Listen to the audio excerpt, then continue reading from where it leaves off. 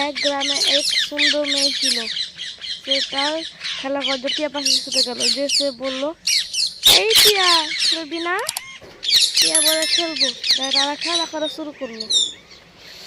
তারা অনেকক্ষণ ধরে খেলা করছিল। সে খেলা করার সময় তাদের খেলা করা শেষ হবে কখন এটা জানা যাচ্ছে না। তাদের খেলা করা শেষ হলো। তারপরে সে তার অনেক ক্ষুধা পেল। সেই জন্য সে তার দাদির কাছে চলে গেল। তারপর সে তার দাদির কাছে যেয়ে বলল, দাদি, আমার খিদে পেয়েছে। দাদি বলল, এই মিনার বাবা, যাও মিনার জন্য দুধ নিয়ে এসো। তারপর ওর বাবা কোথায় গেল বুঝতে পারলো না। সেই জন্য সে তার বাবার পিছন পিছন যেতে লাগলো দেখার জন্য। তারপর সে যে দেখে তার বাবা গোয়াল ঘরে তার জন্য দুধ আনতে গেছে। সে বাবাকে সাহায্য করার জন্য চলে গেল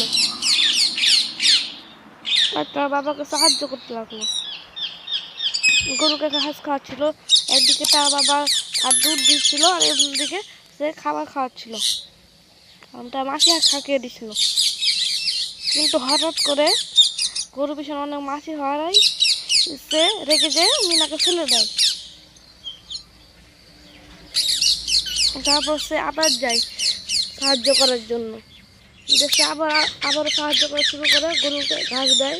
আর ওই দিকে তার বাবা গরুটার জন্য দুধ সংগ্রহ করে।